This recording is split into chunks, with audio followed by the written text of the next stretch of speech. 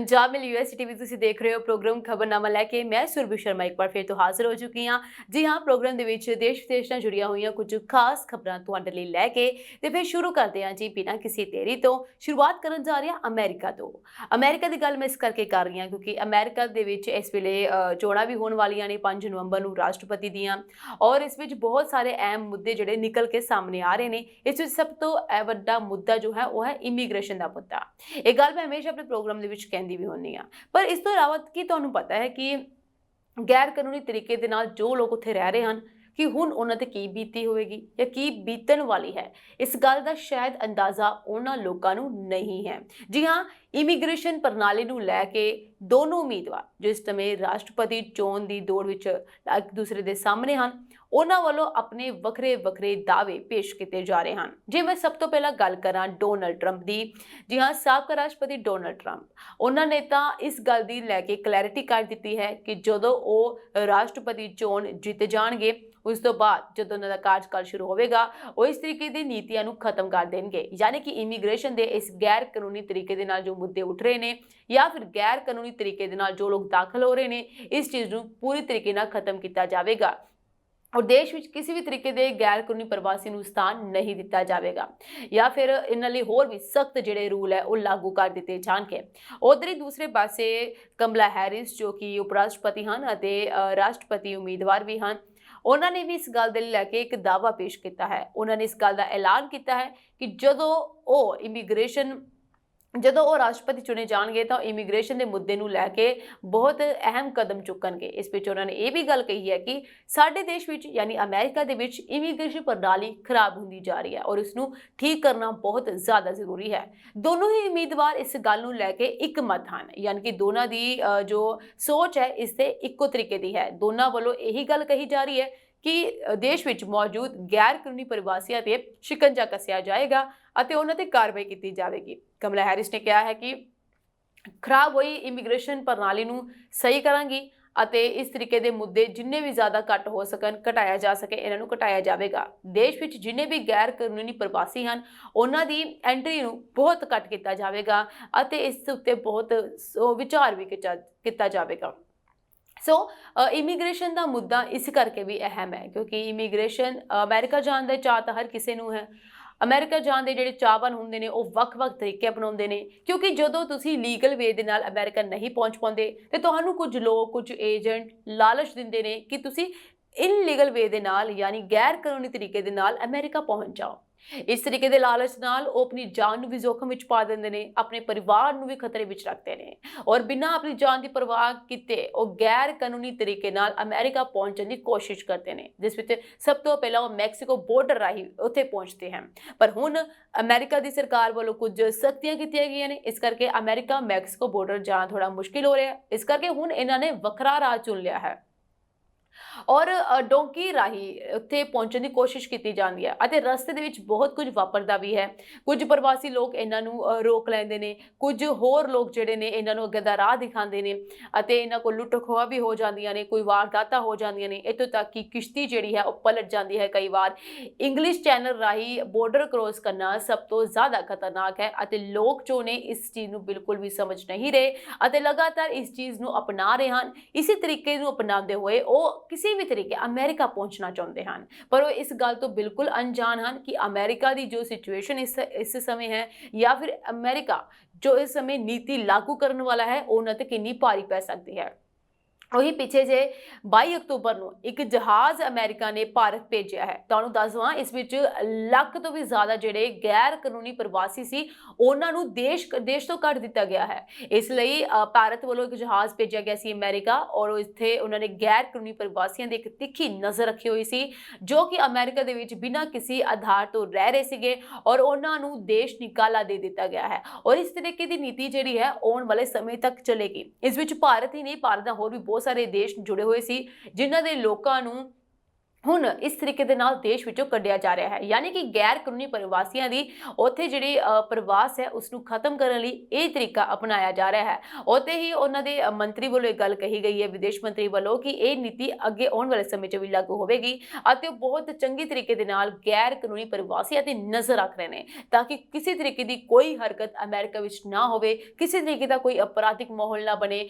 ਅਗਰ ਕੋਈ ਨੈਟਵਰਕ ਇਹਨਾਂ ਦਾ ਚੱਲ ਰਿਹਾ ਤੇ ਉਸ ਨੂੰ ਤੋੜਿਆ ਜਾਏਗਾ, ਨੈਟਵਰਕ ਦੀ ਚੇਨ ਨੂੰ ਤੋੜਿਆ ਜਾਏਗਾ ਅਤੇ ਇਸ ਵਿੱਚ ਜਿਹੜੀ ਕੋਸ਼ਿਸ਼ ਇਹਨਾਂ ਵੱਲੋਂ ਕੀਤੀ ਗਈ ਸੀ ਉਹ ਸਫਲ ਵੀ ਹੋ ਚੁੱਕੇ ਨੇ।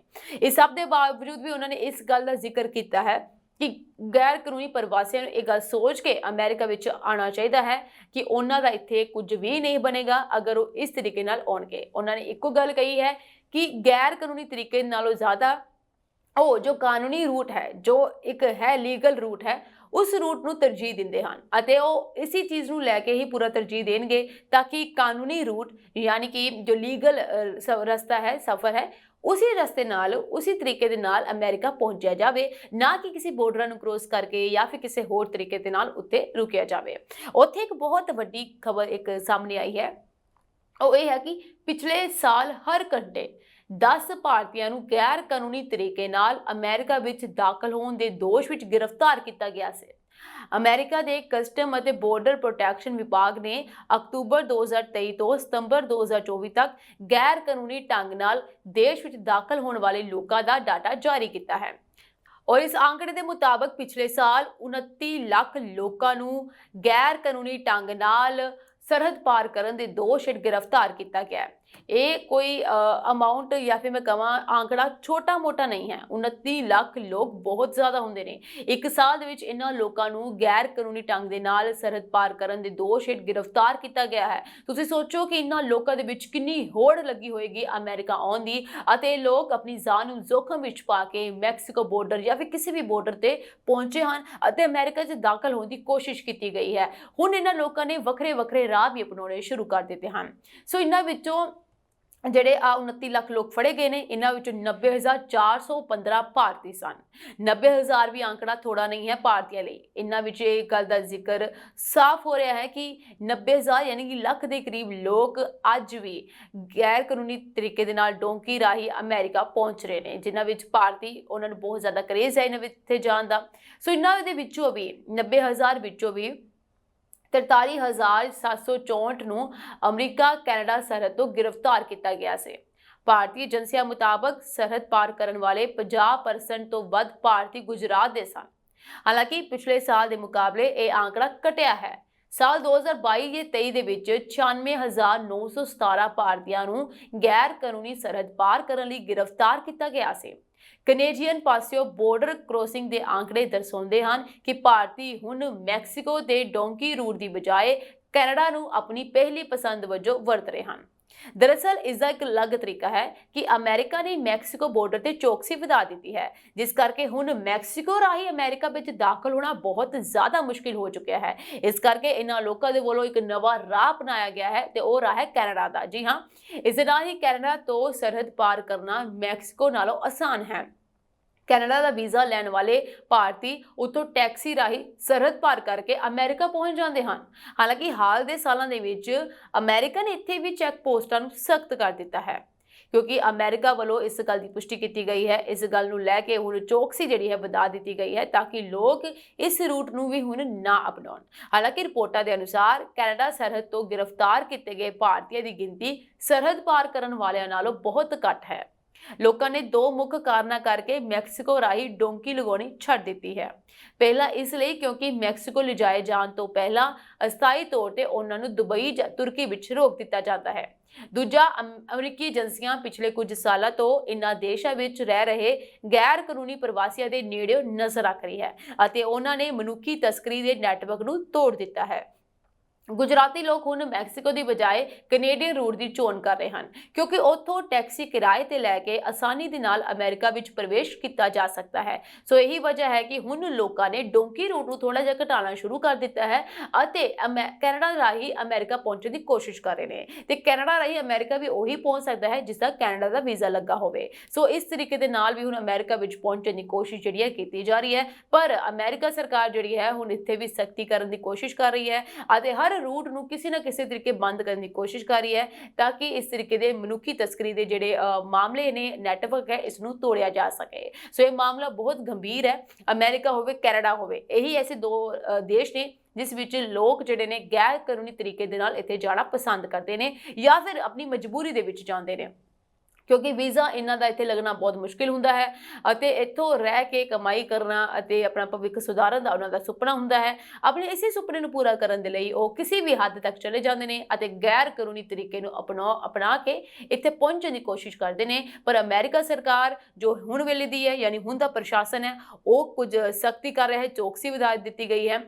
ਪਰ ਜਿਹੜੀ ਆਉਣ ਵਾਲੀ ਸਰਕਾਰ ਹੈ, ਜਿਸ ਵਿੱਚ ਕਮਲਾ ਹੈਰਿਸ ਜਾਂ ਟਰੰਪ ਹੋ ਸਕਦੇ ਨੇ, ਉਹਨਾਂ ਦੇ ਵੱਲੋਂ ਆਉਣ ਵਾਲੇ ਸਮੇਂ ਦੇ ਵਿੱਚ ਅਮਰੀਕਾ ਦੇ ਵਿੱਚ ਇਮੀਗ੍ਰੇਸ਼ਨ ਮੁੱਦੇ ਨੂੰ ਬਹੁਤ ਜ਼ਿਆਦਾ ਅਹਿਮ ਮੰਨਿਆ ਜਾ ਰਿਹਾ ਹੈ ਤੇ ਉਸ ਵਿੱਚ ਬਹੁਤ ਵਿਚਾਰ ਜਿਹੜਾ ਹੈ ਕੀਤਾ ਜਾਏਗਾ ਅਤੇ ਬਹੁਤ ਜ਼ਿਆਦਾ ਸਖਤੀਆਂ ਜਿਹੜੀਆਂ ਨੇ ਆਉਣ ਵਾਲੇ ਸਮੇਂ ਦੇ ਵਿੱਚ ਲਾਗੂ ਵੀ ਹੋ ਸਕਦੀਆਂ ਨੇ। ਤੇ ਗੈਰ ਕਾਨੂੰਨੀ ਪ੍ਰਵਾਸੀਆਂ ਦੇ ਲਈ ਇੱਕ ਮੁਸ਼ਕਲ ਦਾ ਸਮਾਂ ਹੈ। ਅਗਰ ਉਹ ਅਮਰੀਕਾ ਜਾਣ ਦੀ ਸੋਚ ਰਹੇ ਨੇ ਤੇ ਉਹਨਾਂ ਨੇ ਬਹੁਤ ਧਿਆਨ ਦੇ ਨਾਲ ਇਸ ਗੱਲ ਤੇ ਜ਼ੋਰ ਦੇਣਾ ਪਵੇਗਾ ਕਿ ਅਗਰ ਉਹ ਗੈਰ ਕਾਨੂੰਨੀ ਤਰੀਕੇ ਨਾਲ ਅਮਰੀਕਾ ਪਹੁੰਚ ਰਹੇ ਨੇ ਤੇ ਉਹਨਾਂ ਦਾ ਕੀ ਬਣੇਗਾ, ਇੱਥੋਂ ਤੱਕ ਕਿ ਉਹਨਾਂ ਨੂੰ ਦੇਸ਼ ਨਿਕਾਲਾ ਵੀ ਮਿਲ ਸਕਦਾ ਹੈ। ਇਸ ਕਰਕੇ ਇਹਨਾਂ ਸਾਰੀਆਂ ਚੀਜ਼ਾਂ ਨੂੰ ਬਿਲਕੁਲ ਸੋਚ ਸਮਝ ਕੇ ਚੱਲਣਾ ਚਾਹੀਦਾ ਹੈ ਕਿ ਅਗਰ ਤੁਸੀਂ ਅਮਰੀਕਾ ਜਾਣਾ ਚਾਹੁੰਦੇ ਹੋ ਪਰ ਸਹੀ ਰੂਟ ਵੱਲੋਂ ਜਾਓ, ਯਾਨੀ ਕਿ ਕਾਨੂੰਨੀ ਰੂਟ ਦੇ ਜਾਣ ਤੇ ਤੁਹਾਨੂੰ ਫਾਇਦਾ ਹੋ ਸਕਦਾ ਹੈ, ਪਰ ਗੈਰ ਕਾਨੂੰਨੀ ਤਰੀਕੇ ਦੇ ਨਾਲ ਤੁਸੀਂ ਫਸ ਵੀ ਸਕਦੇ ਹੋ।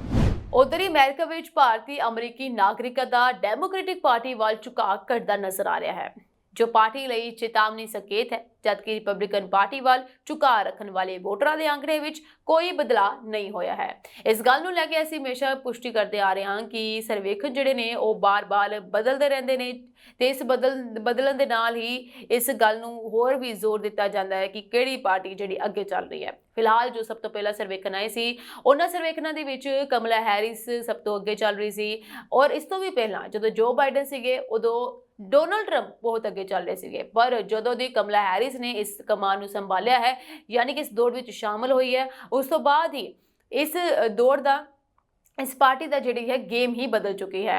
ਹੁਣ ਕਮਲਾ ਹੈਰਿਸ ਦੇ ਆਉਣ ਦੇ ਨਾਲ ਪਾਰਟੀ ਜਿਹੜੀ ਹੈ ਬਹੁਤ ਚੰਗੇ ਇੱਕ ਪੋਜੀਸ਼ਨ ਤੇ ਪਹੁੰਚ ਚੁੱਕੀ ਹੈ ਅਤੇ ਬਿਲਕੁਲ ਟੱਕਰ ਦਾ ਮੁਕਾਬਲਾ ਡੋਨਾਲਡ ਟਰੰਪ ਦੀ ਪਾਰਟੀ ਯਾਨੀ ਰਿਪਬਲਿਕਨ ਪਾਰਟੀ ਨਾਲ ਚੱਲ ਰਿਹਾ ਹੈ। ਡੈਮੋਕ੍ਰੈਟਿਕ ਤੇ ਰਿਪਬਲਿਕ ਪਾਰਟੀ ਜਿਹੜੀ ਹੈ ਇੱਕ ਦੂਸਰੇ ਦੇ ਆਮੋ ਸਾਹਮਣੇ ਨੇ, ਦੋਨਾਂ ਵਿੱਚ ਇੱਕ ਜ਼ਬਰਦਸਤ ਤੇ ਰੋਮਾਂਚਕ ਮੁਕਾਬਲਾ ਦੇਖਣ ਨੂੰ ਮਿਲ ਰਿਹਾ ਹੈ। ਹਾਲਾਂਕਿ ਲੋਕਾਂ ਵੱਲੋਂ ਇੱਥੇ ਜਿਹੜੀਆਂ ਵੋਟਾਂ 3 ਕਰੋੜ ਤੋਂ ਜ਼ਿਆਦਾ ਲੋਕਾਂ ਵੱਲੋਂ ਵੋਟਾਂ ਪਾਈਆਂ ਜਾ ਚੁੱਕੀਆਂ ਨੇ, ਪਰ ਇਸ ਤੋਂ ਇਲਾਵਾ ਹਲੇ ਤੱਕ ਚੋਣ ਰੈਲੀਆਂ ਚੱਲ ਰਹੀਆਂ ਨੇ, ਸੰਬੋਧਨ ਕੀਤਾ ਜਾ ਰਿਹਾ ਹੈ। ਉੱਥੇ ਕਮਲਾ ਹੈਰਿਸ ਰਾਸ਼ਟਰਪਤੀ ਚੋਣ ਦੇ ਲਈ ਆਪਣੇ ਜਿਹੜੇ ਹੈ ਸੰਬੋਧਨ ਕਰਨ ਵਾਸਤੇ ਰੈਲੀਆਂ ਦਾ ਟਾਈਮ ਚੁਣ ਚੁੱਕੀ ਹੈ।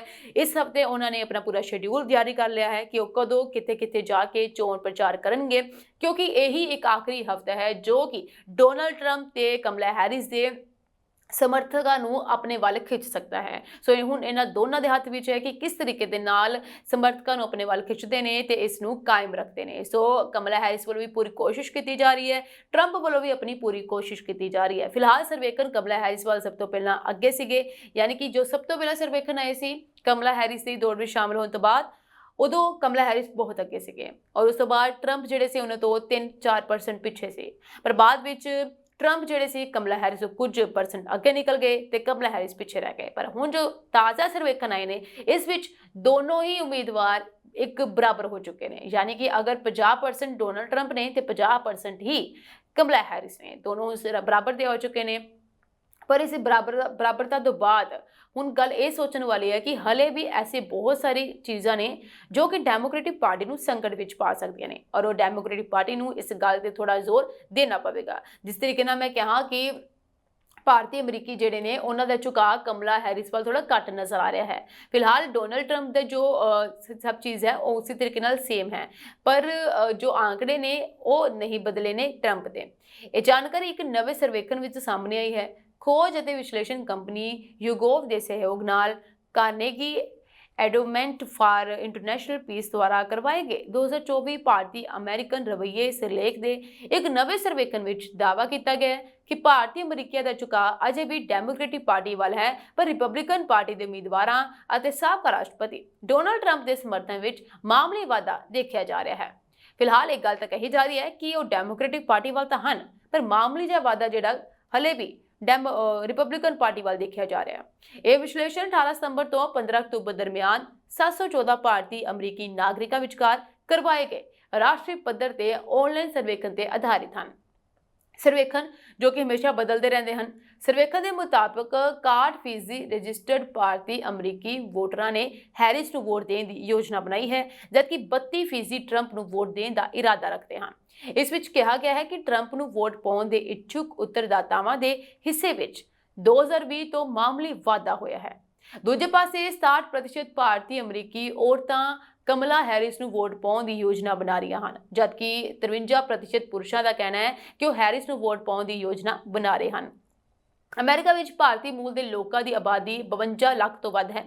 ਭਾਰਤੀ ਅਮਰੀਕੀ ਭਾਈਚਾਰਾ ਹੁਣ ਅਮਰੀਕਾ ਵਿੱਚ ਦੂਜਾ ਸਭ ਤੋਂ ਵੱਡਾ ਪ੍ਰਵਾਸੀ ਸਮੂਹ ਹੈ। ਇਸ ਕਰਕੇ ਅਮਰੀਕੀ ਜੋ ਭਾਰਤੀ ਅਮਰੀਕੀ ਨੇ ਉਹਨਾਂ ਦੀ ਵੋਟ ਬਹੁਤ ਅਹਿਮ ਮੰਨੀ ਜਾ ਰਹੀ ਹੈ, ਕਿਉਂਕਿ ਇਹਨਾਂ ਦੀ ਵੋਟ ਦੇ ਨਾਲ ਇਹਨਾਂ ਦੀ ਕਿਸਮਤ ਦਾ ਫੈਸਲਾ ਹੋ ਸਕਦਾ ਹੈ। 52 ਲੱਖ ਤੋਂ ਵੱਧ ਜਿਹੜੇ ਭਾਰਤੀ ਨੇ ਹੁਣ ਕਿਸ ਦੀ ਕਿਸਮਤ ਦਾ ਫੈਸਲਾ ਸੁਣਾਉਂਦੇ ਨੇ ਇਹ ਤਾਂ ਬਾਅਦ ਵਿੱਚ ਪਤਾ ਚੱਲੇਗਾ, ਪਰ ਇਹਨਾਂ ਦੇ ਵੱਲ ਵੋਟ ਹੋਣਾ, ਇਹਨਾਂ ਦਾ ਵੋਟ ਬੈਂਕ ਇੱਕ ਬਹੁਤ ਅਹਿਮ ਮੰਨਿਆ ਜਾ ਰਿਹਾ ਹੈ, ਕੋਈ ਬਹੁਤ ਖਾਸ ਵੀ ਹੈ ਔਰ ਇਹ ਇਹਨਾਂ ਦੀ ਗੇਮ ਨੂੰ ਵੀ ਪਲਟ ਸਕਦਾ ਹੈ। ਯਾਨੀ ਕਿ ਪ੍ਰਵਾਸੀਆਂ ਦਾ ਵੋਟ ਬੈਂਕ ਅਗਰ ਕਮਲਾ ਹੈਰਿਸ ਦੇ ਹੱਕ ਵਿੱਚ ਆ ਜਾਂਦਾ ਹੈ, ਫਿਲਹਾਲ ਤਾਂ ਉਹਨਾਂ ਦੇ ਹੱਕ ਵਿੱਚ ਹੈ, 61% ਉਹਨਾਂ ਦੇ ਹੱਕ ਵਿੱਚ ਹੈ, ਪਰ ਥੋੜਾ ਜਿਹਾ ਹੀ ਟਰੰਪ ਵਾਲੇ ਪਾਸੇ ਹੈ। ਜਿਹੜਾ ਥੋੜਾ ਜਿਹਾ ਟਰੰਪ ਵਾਲੇ ਪਾਸੇ ਹੈ, ਅਗਰ ਉਹ ਕਮਲਾ ਹੈਰਿਸ ਦੇ ਪਾਸੇ ਆ ਜਾਂਦਾ ਹੈ ਤੇ ਕਮਲਾ ਹੈਰਿਸ ਦੀ ਜਿੱਤ ਪੱਕੀ ਹੈ। ਔਰ ਉਹੀ ਭਾਰਤੀ ਅਮਰੀਕੀ ਅਗਰ ਟਰੰਪ ਨੂੰ ਵੋਟ ਪਾ ਦਿੰਦੇ ਨੇ ਤੇ ਟਰੰਪ ਦੀ ਜਿੱਤ ਪੱਕੀ ਮੰਨੀ ਜਾਂਦੀ ਹੈ। ਇਸੇ ਤਰੀਕੇ ਦੇ ਨਾਲ ਅਮਰੀਕਾ ਦੇ ਵਿੱਚ 7 ਰਾਜ ਨੇ ਜਿਹੜੇ ਉਹ ਵੀ ਅਹਿਮ ਮੰਨੇ ਜਾ ਰਹੇ ਨੇ ਔਰ ਉੱਥੋਂ ਦੀ ਵੋਟ ਨੂੰ ਇਹ ਕਿਹਾ ਜਾ ਰਿਹਾ ਹੈ ਕਿ ਉਹ ਵੋਟ ਜਿਹੜੀ ਹੈ ਉਸ ਗੱਲ ਦਾ ਐਲਾਨ ਕਰ ਸਕਦੀ ਹੈ ਕਿ ਕੌਣ ਜੇਤੂ ਹੋ ਸਕਦਾ ਹੈ ਤੇ ਕੌਣ ਹਾਰ ਸਕਦਾ ਹੈ।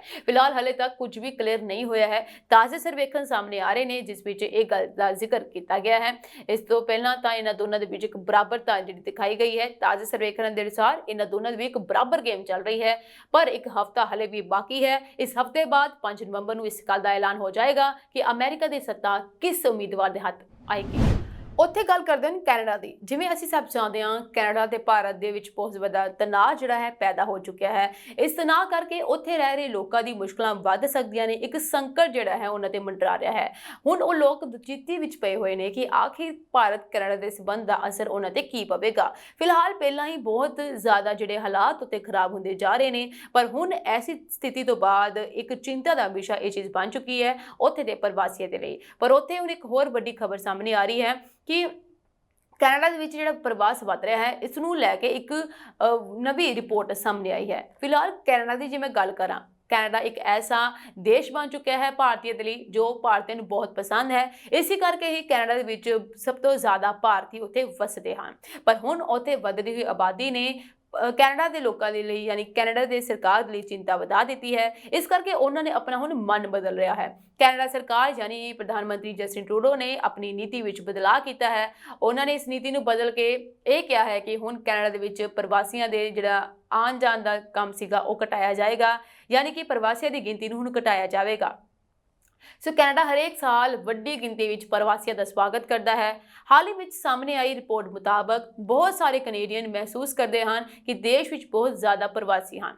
ਉਧਰ ਹੀ ਇੱਕ ਨਵੇਂ ਅਧਿਐਨ ਅਨੁਸਾਰ ਕੈਨੇਡਾ ਦੇ ਵਿੱਚ ਪ੍ਰਵਾਸੀਆਂ ਲਈ ਜਨਤਕ ਸਮਰਥਨ ਘਟ ਰਿਹਾ ਹੈ। ਏਸ਼ੀਅਨ ਪੈਸੀਫਿਕ ਪੋਸਟ ਨੇ ਇਹ ਦੱਸਿਆ ਹੈ ਕਿ ਦੇਸ਼ ਦੇ ਸਭ ਤੋਂ ਲੰਬੇ ਸਮੇਂ ਤੋਂ ਚੱਲ ਰਹੇ ਇਮੀਗ੍ਰੇਸ਼ਨ ਬਾਰੇ ਸਰਵੇਖਣ ਅਨੁਸਾਰ 10 ਵਿੱਚੋਂ 6 ਕੈਨੇਡੀਅਨ ਹੁਣ ਮੰਨਦੇ ਹਨ ਕਿ ਦੇਸ਼ ਬਹੁਤ ਜ਼ਿਆਦਾ ਪ੍ਰਵਾਸੀਆਂ ਨੂੰ ਸਵੀਕਾਰ ਕਰਦਾ ਹੈ। ਸੰਸਥਾ ਦੀ ਵੈਬਸਾਈਟ ਤੇ ਇਸ ਹਫ਼ਤੇ ਅਪਲੋਡ ਕੀਤੇ ਗਏ ਅਧਿਐਨ ਵਿੱਚ ਕਿਹਾ ਗਿਆ ਹੈ ਕਿ ਇਹ 2023 ਤੋਂ 14% ਅੰਕਾਂ ਦੇ ਵਾਧੇ ਨੂੰ ਦਰਸਾਉਂਦਾ ਹੈ, ਜੋ ਕਿ ਪਿਛਲੇ ਸਾਲ ਯਾਨੀ 2022 ਤੋਂ 2023 ਦੇ ਮੁਕਾਬਲੇ 17 ਅੰਕਾਂ ਦੇ ਵਾਧੇ ਤੇ ਆਧਾਰਿਤ ਹੈ। ਉਧਰ ਹੀ ਦੁਬਾਰਾ ਜਿਹੜੇ ਇੱਕ ਰਿਪੋਰਟ ਸਾਹਮਣੇ ਆਈ ਹੈ ਉਸ ਵਿੱਚ ਕਿਹਾ ਗਿਆ ਕਿ 2006 ਵਿੱਚ ਕੈਨੇਡਾ ਦੇ ਭਵਿੱਖ ਨੂੰ ਆਕਾਰ ਦੇਣ ਵਾਲੇ ਮੁੱਦਿਆਂ ਤੇ ਡੂੰਘਾਈ ਨਾਲ ਜਨਤਕ ਰਾਏ ਅਤੇ ਸਮਾਜਿਕ ਖੋਜ ਕਰਨ ਲਈ ਕੀਤੀ ਗਈ ਸੀਗੀ। ਔਰ ਇੱਕ ਇੰਸਟੀਚਿਊਟ ਵੱਲੋਂ ਇੱਕ ਵੈਬਸਾਈਟ ਤੇ ਕਿਹਾ ਗਿਆ ਹੈ ਕਿ ਇਸ ਤਰ੍ਹਾਂ ਦੀ ਖੋਜ ਰਾਹੀਂ ਹੀ ਕੈਨੇਡੀਅਨ ਆਪਣੇ ਆਪ ਨੂੰ ਅਤੇ ਆਪਣੇ ਬਦਲ ਰਹੇ ਸਮਾਜ ਨੂੰ ਬਿਹਤਰ ਤਰੀਕੇ ਨਾਲ ਸਮਝ ਸਕਦੇ ਹਨ। ਹੁਣ ਉੱਥੇ ਦੇ ਲੋਕਾਂ ਦਾ ਇਹ ਵਿਚਾਰ ਸਾਹਮਣੇ ਆ ਰਹੇ ਹਨ ਕਿ ਇਹ ਸਾਡੀ ਸਰਕਾਰ ਯਾਨੀ ਕਿ ਕੈਨੇਡਾ ਦੀ ਸਰਕਾਰ ਬਹੁਤ ਜ਼ਿਆਦਾ ਲੋਕਾਂ ਨੂੰ ਤਰਜੀਹ ਦੇ ਰਹੀ ਹੈ, ਜਿਸ ਕਰਕੇ ਉੱਥੇ ਜਿਹੜੇ ਲੋਕ ਰਹਿ ਰਹੇ ਨੇ ਉਹਨਾਂ ਨੂੰ ਮੁਸ਼ਕਲਾਂ ਦਾ ਸਾਹਮਣਾ ਕਰਨਾ ਪੈ ਰਿਹਾ ਹੈ। ਜਿਵੇਂ ਆਪਾਂ ਸਭ ਜਾਣਦੇ ਹਾਂ ਕਿ ਪਿੱਛੇ ਜੇ ਪ੍ਰਵਾਸ ਦੀ ਗਿਣਤੀ ਘਟਾਉਣ ਵਾਸਤੇ ਜਿਹੜੇ ਪ੍ਰਵਾਸੀ ਹੈ ਉਹਨਾਂ ਦੀ ਗਿਣਤੀ ਨੂੰ ਹੁਣ ਘਟਾਇਆ ਗਿਆ ਹੈ। 2025 ਤੋਂ ਬਾਅਦ ਇਹ ਗਿਣਤੀ ਸ਼ੁਰੂ ਹੋ ਜਾਵੇਗੀ, ਜਿਸ ਵਿੱਚ ਬਹੁਤ ਘਾਟਾ ਨਜ਼ਰ ਆ ਰਿਹਾ ਹੈ ਅਤੇ ਹੌਲੀ-ਹੌਲੀ ਕਰਦੇ ਹਰ ਸਾਲ ਇਸ ਦੀ ਗਿਣਤੀ ਨੂੰ ਹੋਰ ਵੀ ਜ਼ਿਆਦਾ ਘਟਾਇਆ ਜਾਵੇਗਾ ਤਾਂ ਕਿ ਕੈਨੇਡਾ ਦੇ ਵਿੱਚ ਲੋਕਾਂ ਦੀ ਗਿਣਤੀ ਜਿਹੜੀ ਹੈ, ਪ੍ਰਵਾਸੀਆਂ ਦੀ ਗਿਣਤੀ ਹੈ, ਉਹ ਘਟਾਈ ਜਾ ਸਕੇ। ਸੋ ਇਹ ਨੀਤੀ ਤਾਂ ਲਾਗੂ ਕਰ ਦਿੱਤੀ ਗਈ ਹੈ। ਇਸ ਨੀਤੀ ਦਾ ਮਕਸਦ ਇਹੀ ਸੀਗਾ ਕਿ ਪ੍ਰਵਾਸੀਆਂ ਨੂੰ ਘਟਾਇਆ ਜਾਵੇ ਅਤੇ ਕੈਨੇਡੀਅਨ ਲੋਕ ਉੱਥੇ ਜ਼ਿਆਦਾ ਹੋ ਸਕਣ। ਉਧਰ ਹੀ ਦੂਸਰੀ ਗੱਲ ਇਹ ਵੀ ਸੀ ਜੋ ਜਸਟਿਨ ਟਰੂਡੋ ਨੇ ਕਿਹਾ ਕਿ ਲੋਕ ਜੋ ਉੱਥੇ ਜੋਬ ਕਰਨਾ ਚਾਹੁੰਦੇ ਨੇ, ਪ੍ਰਵਾਸੀਆਂ ਤੋਂ ਪਹਿਲਾਂ ਜਿਹੜੇ ਲੋਕਾਂ ਦੀ ਕੰਪਨੀਆਂ ਨੇ ਉਹ ਪ੍ਰਵਾਸੀਆਂ ਤੋਂ ਪਹਿਲਾਂ ਉੱਥੇ ਦੇ ਮੌਜੂਦ ਲੋਕ ਜੋ ਉੱਥੇ ਦੇ ਨਾਗਰਿਕ ਨੇ ਯਾਨੀ ਕੈਨੇਡੀਅਨ ਲੋਕ ਨੇ ਉਹਨਾਂ ਤੋਂ ਪਹਿਲਾਂ ਪੁੱਛਣ। ਅਗਰ ਉਹਨਾਂ ਨੂੰ ਸਹੂਲਤ ਹੈ, ਅਗਰ ਉਹਨਾਂ ਨੂੰ ਜ਼ਰੂਰਤ ਹੈ ਤੇ ਸਭ ਤੋਂ ਪਹਿਲਾਂ ਜੋਬ ਕੈਨੇਡਾ ਦੇ ਲੋਕਾਂ ਨੂੰ ਦਿੱਤੀ ਜਾਣੀ ਚਾਹੀਦੀ ਹੈ। ਉਸ ਤੋਂ ਬਾਅਦ ਅਗਰ ਉਹਨਾਂ ਕੋਲ ਕੋਈ ਵੀ ਵਿਕਲਪ ਨਹੀਂ ਬਚਦਾ ਉਸ ਤੋਂ ਬਾਅਦ ਉਹ ਕਿਸੇ ਵੀ ਪ੍ਰਵਾਸੀ ਨੂੰ ਜੋਬ ਦੇ ਸਕਦੇ ਹਨ। ਇਸ ਗੱਲ ਤੋਂ ਆਪਾਂ ਸਭ ਜਾਣੂ ਹਾਂ ਕਿ ਸਾਡੇ ਬਹੁਤ ਸਾਰੇ ਜਿਹੜੇ ਭਾਰਤੀ ਬਾਹਰ ਕੈਨੇਡਾ ਵਿੱਚ ਰਹਿੰਦੇ ਨੇ ਅਤੇ ਉਹ ਆਪਣੀ ਸਟੱਡੀ ਦੇ ਨਾਲ ਨਾਲ ਜੋਬ ਵੀ ਕਰਦੇ ਨੇ। ਇਹ ਜੋਬ ਉਹ ਕਾਫੀ ਲੰਬੇ ਸਮੇਂ ਤੋਂ ਕਰਦੇ ਆ ਰਹੇ ਨੇ ਕਿਉਂਕਿ ਇਸ ਦੇ ਨਾਲ ਉਹਨਾਂ ਨੂੰ ਆਮਦਨ ਦੇ ਵਿੱਚ ਥੋੜਾ ਬਿਹਤਰ ਹੋ ਜਾਂਦੀ ਹੈ, ਉਹ ਆਪਣਾ ਖਰਚਾ ਕਰ ਸਕਦੇ ਨੇ ਕਿਉਂਕਿ ਕੈਨੇਡਾ ਦੇ ਵਿੱਚ ਇਸ ਸਮੇਂ ਬੇਰੁਜ਼ਗਾਰੀ ਬਹੁਤ ਜ਼ਿਆਦਾ ਵੱਧ ਚੁੱਕੀ ਹੈ। ਇਸ ਦੇ ਨਾਲ ਹੀ ਖਰਚਾ ਬਹੁਤ ਜ਼ਿਆਦਾ ਹੋ ਚੁੱਕਿਆ ਹੈ, ਮਹਿੰਗਾਈ ਵੱਧ ਚੁੱਕੀ ਹੈ, ਮਕਾਨਾਂ ਦੇ ਕਿਰਾਏ ਵੱਧ ਚੁੱਕੇ ਨੇ। ਇਹ ਸਭ ਚਿੰਤਾ ਜਿਹੜੀ ਪ੍ਰਵਾਸੀਆਂ ਨੂੰ ਹੋ ਰਹੀ ਹੈ। ਇਸੇ ਕਰਕੇ ਉੱਥੇ ਜਿਹੜੇ ਵਿਦਿਆਰਥੀ ਪੜ੍ਹਨ ਵਾਸਤੇ ਗਏ ਸੀ ਉਹ ਪੜ੍ਹਾਈ ਤੋਂ ਬਾਅਦ ਆਪਣੀ ਪਾਰਟ ਟਾਈਮ ਜੋਬ ਕਰਦੇ ਨੇ। ਪਾਰਟ ਟਾਈਮ ਜੋਬ ਦੇ ਵਿੱਚ ਰੈਸਟੋਰੈਂਟ ਦੇ ਵਿੱਚ ਲੱਗ ਜਾਂਦੇ ਨੇ, ਮਾਲ ਵਿੱਚ ਲੱਗ ਜਾਂਦੇ ਨੇ ਜਾਂ ਫਿਰ ਅਲੱਗ-ਅਲੱਗ ਤਰੀਕੇ ਦੇ ਜਿਹੜੇ ਸਟੋਰ ਨੇ ਉੱਥੇ ਕੰਮ ਕਰਦੇ ਨੇ। ਪਰ ਹੁਣ ਉਹਨਾਂ ਦੇ ਲਈ ਵੀ ਇੱਕ ਮੁਸ਼ਕਿਲ ਆਉਣ ਵਾਲੀ ਹੈ। ਉਹ ਇਹ ਮੁਸ਼ਕਿਲ ਆਉਣ ਵਾਲੀ ਹੈ ਕਿ ਕੈਨੇਡਾ ਸਰਕਾਰ ਨੇ ਇਹ ਕਿਹਾ ਹੈ ਕਿ ਜਿੰਨੇ ਵੀ ਜੋਬ ਕਰਦੇ ਨੇ ਸਭ ਤੋਂ ਪਹਿਲਾਂ ਇਹ ਚੀਜ਼ ਦੇਖੀ ਜਾਏਗੀ ਕਿ ਕੈਨੇਡਾ ਦਾ ਨਾਗਰਿਕ ਜੋ ਹੈ ਅਸਲ ਦੇ ਵਿੱਚ ਉਹ ਉੱਥੇ ਜੋਬ ਕਰਨ ਦੇ ਅਗਰ ਲਾਇਕ ਹੈ ਜਾਂ ਫਿਰ ਉਹਨੂੰ ਜੋਬ ਚਾਹੀਦੀ ਹੈ ਤੇ ਸਭ ਤੋਂ ਪਹਿਲਾਂ ਉਸ ਨੂੰ ਜੋਬ ਮਿਲੇਗੀ। ਸੋ 2020 ਯਾਨੀ ਕਰੋਨਾ ਤੋਂ ਬਾਅਦ ਕੈਨੇਡਾ ਸਰਕਾਰ ਨੇ ਬਹੁਤ ਸਾਰੇ ਪ੍ਰਵਾਸੀਆਂ ਨੂੰ ਆਪਣੇ ਦੇਸ਼ ਵਿੱਚ ਆਉਣ ਦਿੱਤਾ ਸੀਗਾ। ਆਉਣ ਦਾ ਇਹੀ ਰੀਜ਼ਨ ਸੀਗਾ ਕਿ ਆਪਣੀ ਆਰਥਿਕ ਹਾਲਾਤ ਨੂੰ ਸੁਧਾਰਨਾ। ਪਰ ਹੁਣ ਜਸਟਿਨ ਟਰੂਡੋ ਦਾ ਇਹ ਕਹਿਣਾ ਹੈ ਕਿ ਹੁਣ ਇਹ ਸਭ ਚੀਜ਼ਾਂ ਹੋ ਚੁੱਕੀਆਂ ਨੇ, ਹੁਣ ਇਸ ਨੂੰ ਬਦਲਣ ਦਾ ਵਕਤ ਆ ਚੁੱਕਿਆ ਹੈ। ਇਸ ਕਰਕੇ ਉਹਨਾਂ ਨੇ ਬਦਲਾਅ ਕਰਨਾ ਸ਼ੁਰੂ ਕਰ ਦਿੱਤਾ ਹੈ ਅਤੇ ਇਹ ਬਦਲਾਅ ਜਿਹੜੇ ਨੇ ਬਹੁਤ ਸਾਰੇ ਲੋਕਾਂ ਦੇ ਲਈ ਖਤਰਾ ਬਣਦੇ ਜਾ ਰਹੇ ਨੇ।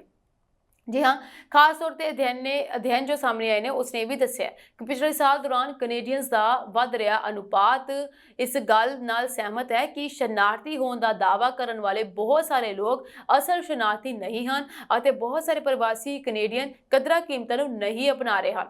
दोवां गिनतियां ते राय का संतुलन कई सालों का जिक्रयोग स्थिरता तो बाद चिंतावां विच महत्वपूर्ण वाधा दर्शाउंदा है। इस सवाल ते नस्ली कनेडियन ਅਤੇ गोरे कनेडियन वजों पछाण रखण वालियां विचकार राय ਦਾ संतुलन समान है। अध्ययन ਵਿੱਚ ਕਿਹਾ ਗਿਆ ਕਿ ਇਹ 2 ਸਾਲਾਂ ਦੀ ਮਿਆਦ ਵਿੱਚ ਇੱਕ ਤਿੱਖੀ ਤਬਦੀਲੀ ਹੈ ਜਦੋਂ ਤੋਂ ਫੋਕਸ ਕੈਨੇਡਾ ਨੇ 1977 ਵਿੱਚ ਇਹ ਸਵਾਲ ਪੁੱਛਣਾ ਸ਼ੁਰੂ ਕੀਤਾ ਸੀ ਅਤੇ 1998 ਤੋਂ ਬਾਅਦ ਇਹ ਕਹਿਣ ਵਾਲੇ ਕੈਨੇਡੀਅਨਸ ਦੇ ਸਭ ਤੋਂ ਵੱਡੇ ਅਨੁਪਾਤ ਨੂੰ ਦਰਸਾਉਂਦਾ ਹੈ ਜੋ ਕਹਿੰਦੇ ਹਨ ਕਿ 1998 ਤੋਂ ਬਾਅਦ ਬਹੁਤ ਜ਼ਿਆਦਾ ਇਮੀਗ੍ਰੇਸ਼ਨ ਹੈ। ਅਧਿਐਨ ਵਿੱਚ ਜ਼ਿਕਰ ਕੀਤਾ ਗਿਆ ਹੈ ਕਿ 1/4 ਸਦੀ ਵਿੱਚ ਪਹਿਲੀ ਵਾਰ ਇੱਕ ਸਪਸ਼ਟ ਬਹੁਗਿਣਤੀ ਕੈਨੇਡੀਅਨ ਕਹਿੰਦੇ ਹਨ ਕਿ ਇੱਥੇ ਬਹੁਤ ਜ਼ਿਆਦਾ ਇਮੀਗ੍ਰੇਸ਼ਨ ਹੈ। ਇੱਕ ਅਜਿਹਾ ਨਜ਼ਰੀਆ ਜੋ ਲਗਾਤਾਰ ਦੂਜੇ ਸਾਲ महत्वपूर्ण तौर पर मजबूत होया है। ਇਹ ਰੁਝਾਨ ਸਾਰੀ ਆਬਾਦੀ ਵਿੱਚ ਸਪਸ਼ਟ ਹੈ ਪਰ ਪੈਰੀ ਪ੍ਰਾਂਤਾਂ ਵਿੱਚ ਸਭ ਤੋਂ ਵੱਧ ਮਹੱਤਵਪੂਰਨ ਹੈ ਜਦਕਿ ਕਿਊਬਿਕ ਵਿੱਚ ਘੱਟ ਤੋਂ ਘੱਟ ਹੈ। ਇਹ ਦੱਸਦਾ ਹੈ ਕਿ ਕੰਜ਼ਰਵੇਟਿਵ ਪਾਰਟੀ ਦੇ ਸਮਰਥਕ ਜ਼ਿਆਦਾਤਰ ਬਹੁਤ ਜ਼ਿਆਦਾ ਇਮੀਗ੍ਰੇਸ਼ਨ ਬਾਰੇ ਸਹਿਮਤ ਹਨ ਜਦਕਿ ਲਿਬਰਲ ਪਾਰਟੀ ਦੇ 45% ਅਤੇ ਐਨਡੀਪੀ ਦੇ 36% ਲੋਕ ਵੀ ਇਹੀ ਮੰਨਦੇ ਹਨ। ਹਾਲਾਂਕਿ ਤਕਰੀਬਨ 10 ਵਿੱਚੋਂ 7 ਇਸ ਗੱਲ ਦੇ ਨਾਲ ਸਹਿਮਤ ਹਨ ਕਿ ਇਮੀਗ੍ਰੇਸ਼ਨ ਦਾ ਕੈਨੇਡੀਅਨ ਅਰਥਚਾਰੇ ਤੇ ਸਕਾਰਾਤਮਕ ਪ੍ਰਭਾਵ ਹੈ। ਇਹ 2023 ਤੋਂ 18 ਤੋਂ 19 ਸਾਲ ਦੀ ਉਮਰ ਦੇ ਨੌਜਵਾਨ ਕੈਨੇਡੀਅਨਸ ਵਿੱਚ ਸਭ ਤੋਂ ਵੱਧ ਗਿਰਾਵਟ ਆਈ ਹੈ ਕਿ ਉਹ ਇਸ ਬਾਰੇ ਚਿੰਤਨ ਹਨ ਕਿ ਕਿਵੇਂ ਨਵੇਂ ਆਉਣ ਵਾਲਿਆਂ ਨੂੰ ਰਿਹਾਇਸ਼ ਦੀ ਉਪਲਬਧਤਾ ਅਤੇ ਕਵਾਇਤੀਆਂ ਦੀ ਘਾਟ ਦੇ ਨਾਲ-ਨਾਲ ਆਰਥਿਕਤਾ ਦੀ ਸਥਿਤੀ, ਜ਼ਿਆਦਾ ਆਬਾਦੀ ਅਤੇ ਜਨਤਕ ਵਿੱਤ ਤੇ ਸੰਭਾਵਿਤ ਦਬਾਅ ਬਾਰੇ ਚਿੰਤਾਵਾਂ ਦੇ ਕਾਰਨ अनुकूलित किया जा सकता है। सो ये गल जी है बहुत हुण चिंता का विषय बनी हुई है कि आने वाले समय के कैनेडा के हालात होंगे। फिलहाल तो बहुत सारे लोगों ने बच्चियां ने अपने उत्थे जाने का सुपना जोड़ा है वो छड़ दिता है। उत्थे जाने की जो उन्होंने इच्छा सी उसनूं छड़ के उन्होंने भारत में रह के अपने पढ़न का जो सुपना है वो उसनूं साकार करना शुरू कर दिता है ताकि उन्होंने कैनेडा जाके किसी भी तरीके की मुसीबत का सामना ना करना पवे। सो ऐसे अज के प्रोग्राम के कुछ खास अपडेट्स देश विदेश जुड़िया हुई होर अपडेट्स लैके मैं सुरभि शर्मा फिर तो हाजिर होवांगी। तुसीं बने रहो जी पंजाब यूनिवर्सिटी टीवी दे नाल। तुहाडे सब दा बहुत बहुत धन्यवाद।